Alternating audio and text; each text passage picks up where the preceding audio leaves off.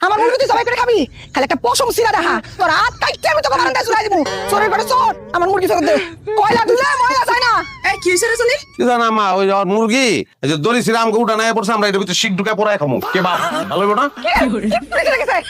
মুরগি রাখছে আমি খাতার মধ্যে ও তোর করে নিয়ে আমি দেখছি না আমি দেখছি জল্লা ভালো ভালো আমার মুরগি ফেরত দে তাহলে কিন্তু তোর হাতে করতে না একবারে একবারে মারবো তুই কারে কি কস কারে কোপাবি তুই আমার সম্পর্কে জানোস তুই হ্যাঁ আমার সারা শরীরে খালি কোপের দাগ ছোটবেলা থেকে কোপ খাই আমি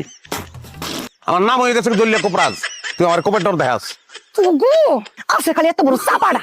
চাপার সুরে তোরা ঠিক আছোস চাপাড়া না থাকে না ইয়া কুত্তাও তোকে দিকে চা দিত না তোর গায়ে কোপের দাগ না ম্যাগনিফাইং গ্লাস দিয়ে তুই তো সারা শরীর পর্যবেক্ষণ করা হয় কাঁচুরের দাগও তো পাওয়া যাবে না কোপরা যাইছে দিবি মুরগি দিবি নাকি আমি কিন্তু আমার কিন্তু সহ্য হইতেছে না আচ্ছা পাবি মুরগি পাবি অন্য রূপে পাবি আমাকে বাড়িতে দুপুরে তোকে দাওয়াত 1 পিস মাংস 2 পিস আলু 3 চামচ জল খাইতেইস সসি আমার কিন্তু সহ্য হইতেছে না আমি কিন্তু সীমানা পার হয়ে চলে যাবো এনে আচ্ছা কোনো প্রমাণ আছে যে এই মুরগি রশি সিরাম উঠানে আইছে এটা তো কোনো প্রমাণ নাই শুরু একটা সাফ কথা মুরগি যখন আয় বসলাম উঠানে এই মুরগি এখন আমাকে রাম মুরগি মা ইয়ার ঘরে জ্বলিয়া তুই মুরগি কিন্তু কি লাড়া তোকে আজকে আমি ওমা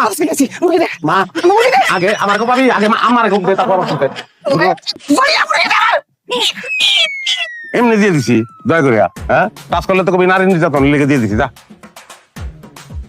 আমার মুরগি খাইতি তোর পেটটা সিরে আমি আমার মুরগি বের করতাম আবার যদি এদিকে আহত ঠ্যাং কাটটা কিন্তু একদম সিধা করে দেবো এই খালি হেনে দেখিস তোর ঠ্যাং আমি কেমনে ছোট টুকরা করি নিহারি বানায় পারলে খালি হাতে তুই দাউলে এসে ছিলিগা হ্যাঁ আয় তুই আয় আমার সামনে আয় আমি নিহারি বানাই দেখ আমা এই যে দাও আমাকে সীমানা ভিতরে এসে দাউড়ালো শয়তানের ঘরে শয়তান তোর পেট ফিজা আমি যদি নারী সব বাইনা করছি না আমার নাম সুরভি না কোন পিরান পিরাম দিলাম মা জানো তুই যে কি করবি এটা আমার খুব ভালো করে জানা আছে যা এখন ঘরে যা কত বড় হারামজাদা পোলা মায়েরা খুব খাইতে চায় কোপরাজের মা খুব খাইবে না এরকম কথা